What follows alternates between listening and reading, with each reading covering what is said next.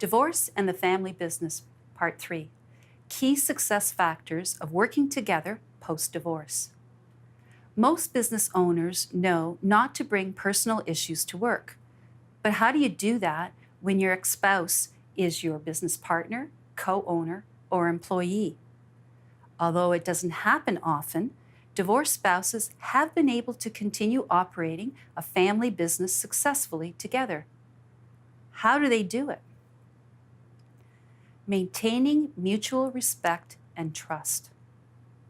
In any business relationship, it is crucial that the parties have professional respect and trust for one another. A lack of respect and trust undermines the authority of a business partner and sets the tone of behavior for the entire company towards that partner. A negative culture develops, and divided camps can form, further undermining authority, decisions, and paralyze the organization. A mature attitude is required where each party's strengths are valued. Get help. The divorced spouses would need to leave behind the cause for the marital breakdown and treat their relationship as third party. I recommend personal executive coaching for each party, especially in the first year post-divorce. As a neutral executive coach, I can be a sounding board for the parties when they don't see eye to eye, when their personal past and emotions creep in, or just to vet their business decisions and communication strategies to their former spouse, as well as provide conflict management tools. Adding professional counseling will help with personal, emotional, and psychological healing. Establish clear roles and responsibilities. Small or family businesses are very entrepreneurial by nature, where everyone rolls up their sleeves and pitches in to help and do whatever is needed whenever it's needed. That may have worked better when there was marital bliss, but after divorce, a key to a positive work relationship is to clearly define who does what, including demarcating reporting lines. There can only be one boss, who may at times have to make the final decision. Conflict can erupt and blame follows without it. Salaries can then be matched to the job, responsibilities, and the effort based on current industry and market standards. This helps diffuse common beliefs that one party is incompetent, not doing their job, or is just overpaid for their effort. Set a communication protocol. A lack of communication during marriage is a primary factor for marital breakdowns.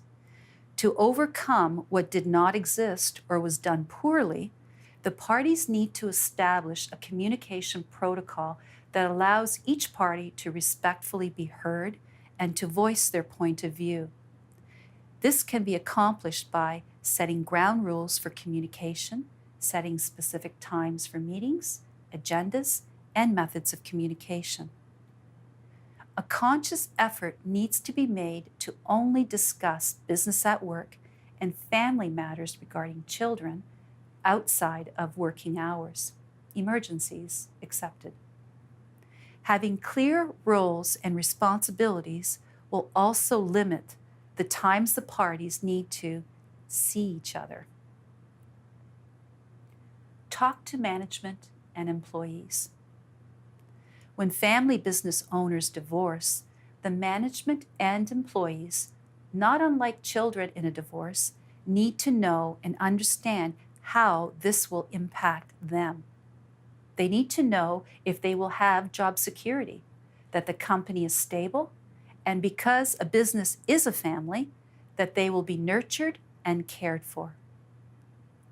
As I do with the couple as parents, I help parties frame what information needs to be communicated to staff, from announcing their decision to divorce, yet remain operating the business together, to how staff can actively participate in making the business a continued success. I develop a communication strategy and help the parties rehearse their delivery, which I emphasize is crucial to be done together. The behavior of the parties is actually more important than the words they say. Setting the minds at ease will reduce the fears of their employees and mitigate the risk of losing key staff. Create an agreement. Yes, you may just have signed a separation agreement, but it is important to execute a shareholders agreement to establish what would happen if either party wants to sell their share in the future. Most businesses sign shareholder agreements, but married business owners often do not, which is a fundamental reason divorces in family businesses end up in court. This is an ideal time to have a neutral mediator guide the parties through a process that will allow for a peaceful parting in the future and to avoid another divorce, because it is unlikely the business could survive another. So if you have decided to keep and operate the family business together after your divorce, you can be successful if these factors are carefully considered and followed. But remember, you don't have to do it alone. It will be hard work, and most importantly, it's business, not personal.